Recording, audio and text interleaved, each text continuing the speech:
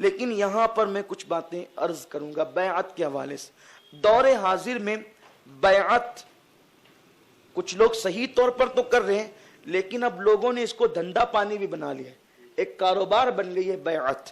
دیکھیے سچے پیر کے ہاتھ میں بیعت کرنے سے بڑے فائدے ہیں، بہت فائدے ہیں۔ کسی نہ کسی سچے پیر کے مرید ہو جانا چاہیے، بلکہ ایمان کی حفاظت بھی اس سے ہوتی ہے، کیونکہ نسبت جو جڑ جاتی نا، ہم نہیں اچھے لیکن جس سے ہم مرید ہے وہ تو اچھا ہے نا، اور وہ مضبوط ہے تو ہوتا ہے تو نظر پڑتی ہے، کرم ہوتا ہے، فیضان ملتا ہے، اس کی عبادتوں کا فیضان ملتا ہے۔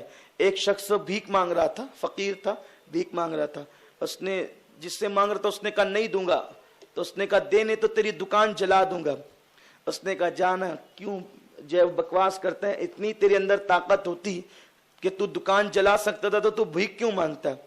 تو اس کے پیر و مرشد جو دکان والے کے تھے وہ بیٹھے تھے، مرید سے خاموشی سے کہتے بیٹا دے دے ورنہ وہ دکان تیری جلا دے گا۔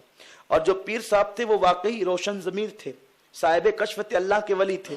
کہا حضور یہ بھیک مانگ رہا ہے، یہ دکان کہاں بیٹا، میں دیکھ رہا ہوں کہ اس میں کوئی دم خم نہیں ہے، یہ ہے ایسا، لیکن جو اس کا پیر ہے نا وہ بڑا مضبوط ہے، اور اس کا پیر جو ہے وہ حضور کی بارگاہ میں کھڑا ہو گیا، جا کے روحانی طور پہ حضور کی بارگاہ میں جا کے کھڑا ہو گیا، یا رسول اللہ اگر میرا مرید کہہ دینا تو اس کی زبان کا سوال ہے، دکان جلنی ہی چاہیے، دکان جلنی ہی چاہیے۔ تو یا وہ حضور سے کہتا ہے اب حضور چاہیں گے تو نہ جلے گی دکان، تو اسی لیے بیٹے یہ کمزور ہے لیکن اس کا پیر بڑا طاقتور ہے۔ تو یہ ہوتا ہے پیر کا فیضان ملتا ہے، تو پیر کے فیضان سے جو ہے نا وہ شیطان سے حفاظت بھی ہوتی ہے۔ جیسے چہرہ دیکھ کر پولیس والے جو انٹیلیجنس والے ہوتے ہیں نا پہچان لیتے ہیں، ٹوپی پہنا ہے لیکن ہے پاکٹ مار، وہ لوگ پہچان لیتے ہیں کیونکہ انہوں نے اسٹڈی کی ہوتی ہے نا، بہت پڑھا ہوتا ہے، اس پر تحقیقیں کی ہوتی ہے، تو وہ چہرہ دیکھ کر جان جاتے ہیں سائیکولوجی سے کہ یہ ہے پاکٹ مار۔ داڑھی بھی رکھ لی تو سمجھ جاتے ہیں کہ ہے، اگر پاکٹ مار ہوتا ہے تو پتہ نہیں وہ کیا ان کو نظر آتا ہے اس میں، اور برابر پہچانتے برابر۔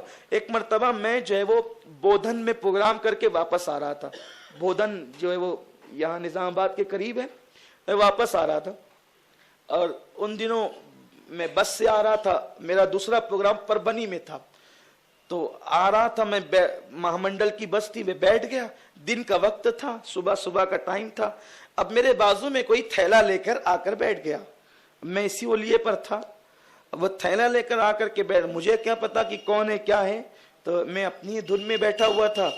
اب تھوڑی دیر کے بعد جو ہے نا وہ چونکہ وہ آندھرا اور مہاراشٹر کا بارڈر بھی آتا ہے، جب وہ آیا نا تو ایک آدمی اوپر چڑھا، وہ اوپر چڑھا تو میں بھی اس کو پہچان نہیں سکا کہ کون چڑھا، لیکن جیسے ہی اوپر چڑھا بس رکی، جیسے ہی بس رکی تو جو میرے بازو میں بیٹھا ہوا تھا وہ ایسے تیزی سے نیچے اترا اور پتہ نہیں کہاں بھاگ گیا وہ۔ اب بھاگا تو ساری بس سٹپٹا گئی، میں مطمئن بیٹھا رہا، مجھے اب نہیں پتا کہ یہ کیا ہو رہا ہے۔ تو اس بس کے اندر آ کر کے وہ جو آدمی چڑھا تھا نا، اس نے میرے آگے پیچھے جتنے بیٹھے تھے سب کے ہاتھ سونگے، سب کے ہاتھ سونگے، لیکن اللہ گواہ ہے، اللہ کی عزت کی قسم، یوں بھی جھوٹی باتیں نہیں کر، اس نے میرے ہاتھ نہیں سونگے۔ اب میں سوچتا تھا یہ ہاتھ کیوں سونگتا ہے سب کے، حالانکہ میرے پاس میں وہ تھیلا رکھا ہوا ہے، اور وہ تھیلا اٹھا کر لے گیا۔ تو میں نے لوگوں سے پوچھا یہ کیا ہوا، تو کہا کہ وہ تھیلے کے اندر چرس تھی اور جو تمہارے بازو میں بیٹھا تھا نا وہی لے کر کے جا رہا تھا، تو یہ جو ہاتھ سونگے نا تو وہ پولیس والا تھا، انٹیلیجنس والا تھا، تو وہ سب کے ہاتھ اس لیے سونگ رہا تھا کہ جو ہے وہ کہیں اس کا تو نہیں ہے تھیلا، اس نے میرے ہاتھ نہیں سونگے۔ اس کا مطلب یہ ہے کہ جس پہ ڈاؤٹ ہوا کہ یہ چور ہے اس نے سونگا، لیکن اس نے میرے ہاتھ نہیں سونگے۔ اس کا مطلب ان کو ایک پتہ ہوتا ہے سائیکولوجی کہ جو آدمی مجرم نہیں ہوتا وہ مطمئن ہوتا ہے۔ تو جیسے یہ پولیس والے انٹیلیجنس کو پڑھایا جاتا ہے نا کہ چور کیسا ہوتا ہے اور وہ پاکٹ مار کیسا ہوتا ہے، تو ویسے اللہ اپنے ولیوں کو یہ بتاتا ہے کہ جو ہے وہ ایمان کا چور شیطان کیسا ہوتا ہے۔ تو شیطان جس انداز سے بھی آتا ہے اللہ والے اس کو پہچان لیتے ہیں۔ جیسے سرکار غوث پاک، وہ واقعہ ہے نا آپ نے سنا ہوگا کہ بارش ہوئی اور نورانی تخت آیا، اس پہ ایک نورانی شکل آ گئی، اور آنے والے نے کہا عبد القادر تو نے میری بہت عبادت کر لی، جا جو تجھ پر جو میں نے سب پہ حرام کیا وہ تیرے لیے حلال کر دیا، اب تیرے لیے سب حلال، جو چاہے کر لے۔ سرکار غوث پاک نے اتنا سننے کے بعد کہا لا حول ولا قوت الا باللہ، تو شیطان معلوم ہوتا ہے۔ تو سارا نورانیت دھواں بن گئی، اور دھواں بن گئی تو آواز آئی دھوئیں سے عبد القادر تجھے تیرے علم نے بچا لیا، اس منزل پر پہنچ کر میں نے بڑے بڑوں کو گمراہ کر دیا، تجھے تیرے علم نے بچا لیا۔ غوث پاک کہتے ہیں ظالم جاتے جاتے پھر گمراہ کر رہا ہے، اگر علم بچاتا کسی کو تو بھی تو بڑا عالم تھا، تیرا علم تجھے بچا لیتا، مجھے میرے علم نے نہیں میرے اللہ نے بچا لیا۔ دیکھ رہے ہیں یہ اللہ والوں کی شان ہوتی ہے، وہ یوں پہچانتے ہیں۔ سرکار غوث پاک کے صاحبزادے نے پوچھا حضرت آپ نے اس کو پہچانا کیسے کہ شیطان ہے؟ کہا کہ اللہ کبھی بے حیائی کا حکم نہیں دیتا۔ اب کوئی جاہل پیر ہوتا نا، اس کے پاس آگے کہے کہ آپ پہ سب حلال ہو گیا، تو وہ ناچ کود لیتا تھوڑا سا کہ اچھا میں نے اتنی عبادت کر لی کہ خدا نے مجھ پہ حلال کر دیا۔ یہ ساری چیزیں ہیں۔ تو اللہ والوں کو شیطان کا علم ہوتا ہے، ان کی نسبت سے ایمان بھی بچتا ہے، یہ نسبتیں ایمان بچاتی، پیر کی نسبت ایمان بچاتی ہے۔ آپ کو پتا ہے، اگر آپ اجازت دے تو میں اس پہ عرض کروں گا، یہ وقت کی ضرورت ہے۔ حضرت فخر الدین رازی بہت بڑے مفسر ہے، جتنی تفسیریں لکھی ہوئی ہے، تفسیر کبیر جو ہے بڑی مشہور ہے، عالم تھے، مفسر تھے، فلسفی تھے، مورخ تھے، بہت علم اللہ نے دیا تھا۔ تو ان کے پیر تھے شیخ نجم الدین کبرا، تو پیر سے پہلے ان کا انتقال ہوا حضرت فخر الدین رازی کا، بہت بڑے بزرگ ہیں، بہت بڑے۔ تو جب انتقال کا وقت آیا تو شیطان آ گیا گھر میں، اور شیطان کے لیے تو کہیں روک ٹوک نہیں ہے، تو وہ سب جگہ پہنچتا ہے، جہاں چاہتا ہے پہنچتا ہے۔ تو آ گیا اور آ کر کے بحث کرنے لگا، فخر الدین یہ بتاؤ کہ اللہ ایک ہونے پہ دلیل کیا ہے؟ وہ عالم تھے، بہت بڑے عالم تھے، انہوں نے دلیل دی، یہ دلیل ہے۔ تو اس نے وہ دلیل کاٹ دی، پھر دوسری دلیل دی تو وہ بھی کاٹ دی، کیونکہ اس کے پاس بھی علم ہے، تو اس نے کاٹ دی۔ حضرت فخر الدین رازی نے 360 دلیلیں پیش کی۔ کتنی؟ 360 دلیلیں پیش کی، اور 360 کے ساتھ اس نے رد کر دی، کاٹ دی۔ اب قریب تھا کہ اتنا بڑا عالم، فخر الدین رازی جیسا عالم، فخر الدین رازی جیسا عالم وہ ہے، شیطان کے آگے لاجواب ہوتا، اور زبان سے اللہ کے خلاف کوئی جملہ نکلتا، یعنی کہ کفر کے قریب معاملہ آ جاتا، تو اس وقت ان کے پیر و مرشد بہت دور دوسرے شہر میں اپنی خانقاہ میں وضو کر رہے تھے۔ وضو کرتے ہوئے لوٹا اٹھایا غصے میں اور پھینکا، وضو کر کے لوٹا اٹھایا اور پھینکا، اور پھینک کر کہتے فخر الدین دلیل کیوں دیتا ہے؟ یہ کیوں نہیں کہہ دیتا کہ ہمیں اللہ کو ایک ماننے کے لیے دلیل کی ضرورت کیا ہے، ہم اللہ کو بغیر دلیل کے ایک مانتے، یہ کہہ دے ہم اللہ کو بغیر دلیل کے ایک مانتے ہیں۔ یہاں لوٹا اٹھا کر کے فخر الدین سے باتیں کی، مریدین نے کہا حضرت ہو کیا گیا ہے؟ آپ یہاں وضو کر رہے ہیں، لوٹا اٹھا کے پھینک دیا، فخر الدین کی خانقاہ تو دوسرے شہر میں۔ فرمایا بیٹو اس کا انتقال ہو رہا ہے، اور شیطان آ کے اس کا ایمان لوٹنا چاہتا ہے، تو میں اپنے مرید کو دیکھ رہا ہوں کہ وہ اس سے شکست کھا گیا، دلیل دیتے دیتے قریب تھا کہ اس کی زبان سے کلمہ کفریہ نکلتا، تو میں نے اس کی مدد کی، لوٹا اٹھا کے شیطان کو مارا، شیطان بھاگا، اور فخر الدین نے یہ کہا کہ میں اللہ کو بغیر دلیل کے ایک مانتا ہوں، اور اس کا خاتمہ ایمان پر ہو گیا۔ یہ ہے پیری مریدی کی برکتیں۔ تو یہ پیری مریدی، اور یاد رکھو آدمی کتنا ہی بڑا عالم بن جائے، اگر سچے پیر سے مرید نہ ہو نا تو اس کو علم کی برکتیں نہیں ملتی۔ کسی اللہ والے سے کنیکشن ہونا چاہیے، کنیکشن، جن کا کنیکشن ہے وہ گمراہ نہیں ہوتے، جن کا کنیکشن نہیں ہے۔ مولانا روم مثنوی شریف کے مصنف ہے، مثنوی شریف کے بہت پڑھتے پڑھاتے ہیں، اور کیا پڑھاتے؟ الہیات پڑھاتے ہیں۔ عالم کورس میں یا مذہبی معاملے میں الہیات سب سے مشکل ٹاپک ہے، الہیات پڑھاتے ہیں، اور کتابیں رکھی ہوئی ہے، اور کتابیں بھی پریس کی نہیں، ہاتھ سے لکھی ہوئی سب رکھی ہوئی ہے۔ ایک بزرگ اللہ کے ولی تھے شمس الدین، حضرت شمس تبریز، لیکن تھے مجذوب۔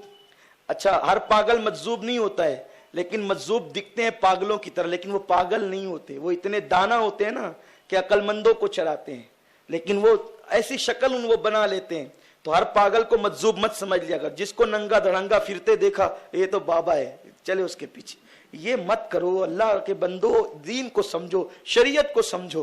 تو لیکن بہرحال مجذوب دیوانوں کی طرح دکھتے ہیں۔ مجذوب کی کئی پہچانیں، ایک پہچان یہ ہے نا کہ وہ برسوں نہیں نہائے گا تو بھی اس کے جسم سے بدبو نہیں آتی، یہ سب سے بڑی پہچان ہے۔ اس کے بعد اس کی پشت پہ کھڑے ہو کر آپ آقا کا تصور کر کے درود و سلام پڑھو تو وہ آپ کو پلٹ پلٹ کر کے دیکھنے لگے گا۔ پھر اس کے سامنے جب شریعت کی بات کرو گے تو وہ کبھی انکار نہیں کرے گا، اگر عمل نہ کرے لیکن انکار بھی نہیں کرے گا۔ تو حضرت شمس تبریز تھے مجذوب، گھومتے تھے گلیوں میں ایسے، بچے ان کو پتھر بھی مارتے تھے۔ ایک دن آ گئے مولانا روم کے اس میں درسگاہ میں، ان کا نام ہے مولانا روم کا نام ہے مولانا جلال الدین رومی، اور जलालुद्दीन थे और सही जलालुद्दीन थे। तो इनका काम ही था, वो शम्स तबरेज को क्या आता है, और ये इस तरह की बातें वो करते रहते थे। तो अब आ गए, आने के बाद मौलाना पढ़ा रहे थे, तो पूछा कि शम्स तबरेज ने पूछा ई चीज ये क्या है, फारसी में ई चीज क्या है। तो उन्होंने कह दिया ई कालस्त, ये जो है ना ये तालीम है, तालीम, ये तुम्हारे काम की नहीं, तुमको समझ में नहीं आएगी, जाओ तुम अपना काम करो। अब कहा कि जब तुमको समझ में नहीं आएगी, जाहिर सी बात है, जहाँ इल्म होता है ना, हुस्न होगा, दौलत होगी, इल्म होगा, तो वहाँ थोड़ी सी अनानियत भी होती है, अल्लाह महफूज रखे। तो अब अनानियत तो थी, लेकिन कब तक अनानियत होती है, जब तक कोई शम्स तबरेज नहीं मिलता तब तक अनानियत होती है। कोई मिल जाए ना तो सारी अना फना हो जाती है, फिर विलायत होती है। तो कहा ई कालस्त, ये काल है, इल्म है, जाओ, जिससे तुमको क्या लेना देना, जाओ यहाँ से, कह दिया। हालांकि इल्म के साथ अखलाक होना चाहिए यार, ऐसा नहीं होना चाहिए, मगर बहरहाल इल्म बहुत बड़े वाकई आलिम थे और उनको हक था, इल्म आलिम कहलाने का हक था। अब ये जो है ना उठे किसी काम से उठे और ये बैठे रहे, इनको हकालने के बाद भी अल्लाह वाले होते हैं, हकालने के बाद भी बैठे रहे। तो ये किसी काम से उठे हैं, उठकर गए हैं, इन्होंने उठाई सारी किताबें और जो हौज था दरसगाह का उसमें डाल दिया, हौज में पानी भरा हुआ था। अब ये वापस आए तो कहा ओ ये पागल ने क्या कर दिया, ये दीवाने ने, इसको पता ही नहीं किताबों की अहमियत क्या है। अब प्रेस से छपी तो दूसरी खरीद के लिए बहुत आसान है आज किताबें खरीदना, यहाँ से लाओ वहां से लाओ, आसान है, लेकिन वो तो हाथों से लिखी हुई थी, तो सारी स्याही जो है वो कागज पर बैठ चुकी है, पूरा हौज रंगीन हो चुका है। तो शम्स तबरेज जो है वो बहुत कोसने लगे, तुमने बहुत बुरा किया, मेरी सारी जिंदगी का जो है वो असासा तुमने पानी में डाल दिया। शम्स तबरेज ने हंसते हुए कहा चाहिए तुम्हें ये, और गुस्से में आ गए, पहले तो पानी में डाला, कहते चाहिए, अब क्या मिलेगा उसके अंदर, तो कहा चाहिए तुम्हें ये, तो खामोश हो गए। शम्स तबरेज ने हाथ डाला और हाथ डाल करके जब किताबें निकाली तो रावी बयान करते बल्कि मौलाना रोम ने खुद बयान किया है कि जब पानी से निकाली ना तो पानी नहीं, उससे धूल निकल रही थी, किताबों से धूल निकल रही थी, खोल के देखा तो मेरी किताबें जैसी के वैसी थी। अब सारी किताबें किनारे रखी, कहा बाबा अब मुझे अपना मुरीद बना लो, अब बैअत कर लो। पूछा ये क्या है, जब वो किताबें निकाली और पानी के बजाय धूल निकलने लगा ना तो पूछा ये क्या है, तो कहा ई हालस्त, ये वो काल था ना, ये हाल है, ये तुझे नहीं समझेगा, इतना बड़ा आलिम होकर तुझे नहीं समझेगा, ये हाल है हाल। तो कहा कि अब मुरीद कर लो, तो मुरीद किया फिर, और जब मुरीद हो गए ना तो मुरीद होने के बाद जो किताबें पढ़ कर नहीं मिला था वो शम्स तबरेज के मुरीद होने के बाद मिल गया। तो खुद कहने लगे मौलवी हरगिज न शुद्ध मौलाए रूम, मौलवी जब तक के शम्स तबरेज नहीं मिले थे तो मैं मौलवी था, सिर्फ मौलवी था, मौलवी हरगिज न शुद्ध मौलाए रोम ता गुलामे शम्स तबरेजी न शुद्ध, मौलवी उस वक्त तक मौलाए रोम नहीं बन सकता जब तक कि शम्स तबरेज की गुलामी नसीब ना हो जाए। और सारी जिंदगी फिर उन्हीं की गुलामी में गुजार दी और अल्लाह के बहुत बड़े वली हुए। और शम्स तबरेजी की दुआ थी कि दुआ की थी अल्लाह मौलाना रोम का नाम कयामत तक जिंदा रखना, तो आज भी उनका नाम जिंदा है और कयामत तक जिंदा रहेगा। मसनवी शरीफ जब पढ़ो ना बहुत रोना आता है, बड़ी अच्छी अच्छी बातें लिखी है और अकेले में पढ़ने वाली है मसनवी सबके साथ बैठ के पढ़ने वाली नहीं है।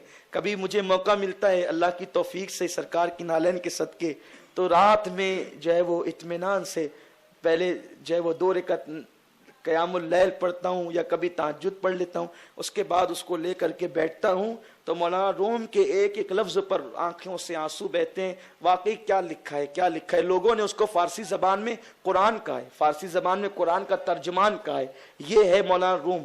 तो ये कब मिला, बैअत होने के बाद। तो लेकिन आजकल जो है ना पीर में अब हर आदमी पीर हो रहा है। आजकल बाप पीर थे, खुद भी पीर, कुछ आए जाए ना आए, बस अब्बा पीर हम पीर। ये अब्बा की वजह से कोई पीर नहीं बनता, पीर सलाहियत की वजह से बनता है। देखो सरकार गरीब नवाज ने अपने बेटों को पीर नहीं बनाया, हालांकि बहुत बासलाहियत बेटे थे।